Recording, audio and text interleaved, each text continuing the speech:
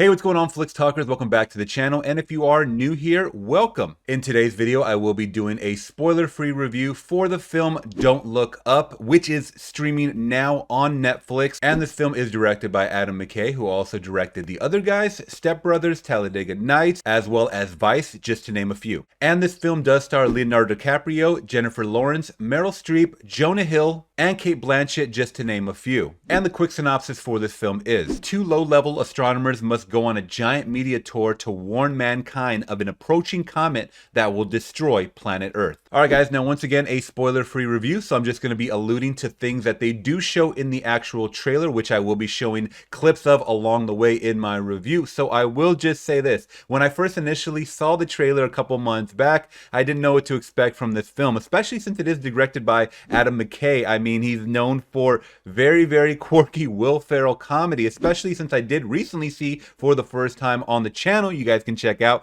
The Other Guys. I really did not know what to expect from this Adam McKay film. It looked like we were going to be dealing with death and destruction from this comet, but on the other hand, a lot of humor, especially from Jonah Hill. And we definitely got that in a very, very real life way. And I like the way that this movie tackles satirical events that are happening in real life. I love that the tagline for this film is based on truly possible events, because the way they showed the news responding to a planet killer was really comical. It was really laughable, but it was actually sad, because even though I'm laughing there on the couch, you know, this is exactly the way the media would handle it and spin it. They really like to soften up events. You know, they don't want to focus too much on the dramatics. They want to focus on the lighter side and make people happy and cheery so that they're continually watching these news media outlets. Or if there's possible political agenda, that's also addressed in this movie, as well, as they do kind of poke fun at both parties,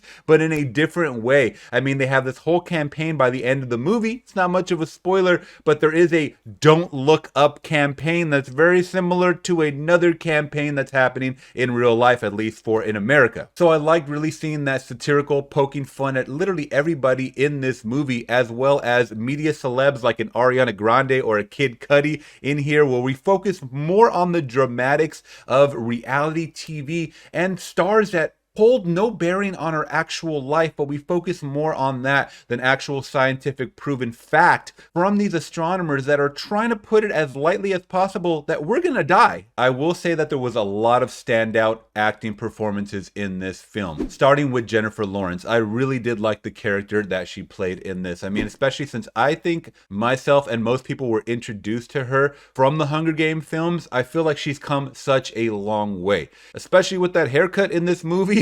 I mean, you know, it may be different, maybe odd, but she is definitely a force to be reckoned with. She definitely has a presence. She is someone that's kind of studying underneath Leonardo DiCaprio, but that's, you know, not to say that she's being undermined whatsoever or outshined by him, because she does discover this comet. So she is a huge part of this story, and she is very passionate about it along the way, as is Leonardo DiCaprio, another favorite of mine in this film. I just love seeing him stress out, especially, you know, Jonah Hill even says, hey, there's a lot of stress in your face. You want to take a breather, maybe drink some water. He's continually stressing throughout this movie. He's on a lot of different medications, and it really seems like the weight of the world, no pun intended, is on his shoulders, as he definitely has more freakouts than Jennifer Lawrence in this film. I think he just kind of internalizes it along the way, but he ends up becoming the face of this comet, even though she discovered it. And once again, the media spins it of like, ooh, the sexiest astronomer is Leonardo DiCaprio in this film, and it's like,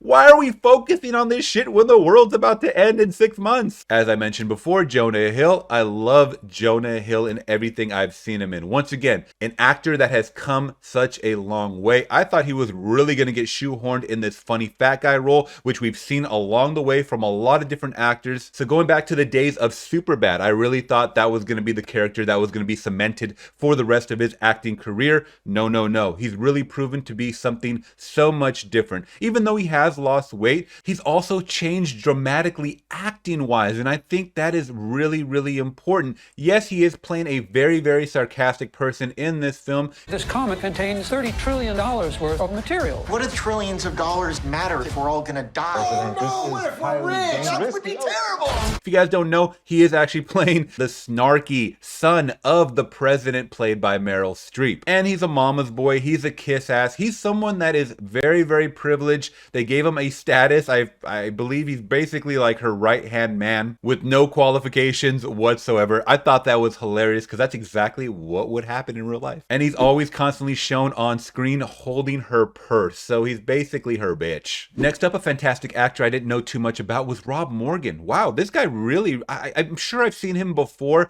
but this guy really had a demanding presence. He does play a doctor in this film alongside of Leonardo DiCaprio as well as Jennifer Lawrence, being astronomers, and he has their back throughout the whole movie. We don't get to see as much of him as our two players in the front, obviously, but when we do see him on screen, I thought he demanded a pretty good presence. He is someone that does work for NASA, but he is questioning his own kind of beliefs as far as who to trust, especially when it comes to government-run projects. Jumping to another person I liked was Mark Rylance, who I loved in Ready Player One. I know he's in a lot of movies, but Ready Player One to me, oh, I thought he was such a gem and a treat in that movie. He has such a calming presence, and in this movie, he's exactly the same as far as that calming presence of someone that's a very high stature. And I think, you know, in this movie, he's really trying to play like a Steve Jobs, Jeff Bezos type of character. He's obviously this billionaire, trillionaire tycoon who believes he has the answers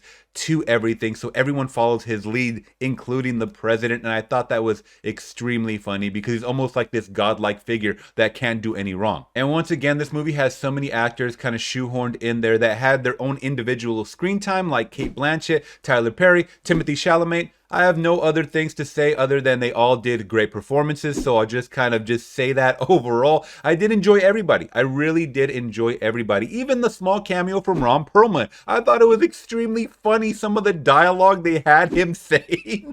It had me busting out laughing and even chuckles just, you know, from some of the side comments, because I could definitely picture characters in real life that exist in planet Earth right now. This movie is not fiction. I will say this movie is not fiction, even though there are events that haven't happened yet. They could possibly happen, once again, like it says on the tagline on the poster. So coming from a fan of disaster movies as well as comedy, I thought they balanced it perfectly in this. Yes, it has some kind of downtime moments where I lost a little bit of interest, but it kind of built back up in the third act as well as that first act. I think the first act and the third act really held me. So if you guys are hitting that hour and 20, hour and 30 minutes right in the middle, and you guys are kind of losing focus, don't worry, hold out. The payoff was really, really funny. And stick around, there's a couple of post-credit scenes that I thought were very, very funny too. And by the end, I was happily pleased. I will say this is probably one of my favorite Adam McKay films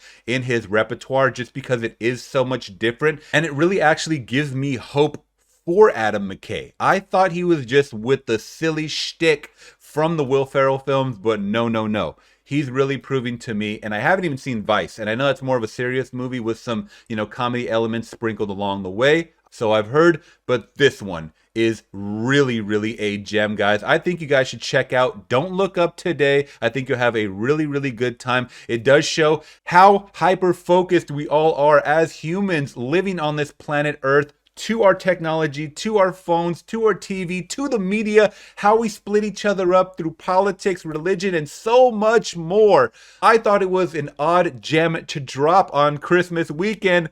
That's totally fine. I wanted a laugh and a possible break from my typical Home Alone and Christmas Vacation watches that I usually watch annually. And this was a good one. So all that being said, guys, I'm gonna give Don't Look Up a solid 4 out of 5. Definitely recommending that you guys check it out on Netflix today. All right, guys, have you seen Don't Look Up? Let me know your thoughts and ranking down in the comments below. Are you guys gonna check it out based on my review? And if you guys did appreciate my review, let me know by liking the video. It's the best way to support the channel, and it does spread these videos out to those that aren't subscribed. And if you yourself aren't subscribed, consider hitting that subscribe and bell notification today to always get alerted about future videos like this. All right, guys, have a good one. I'll see you guys in the next video. Peace.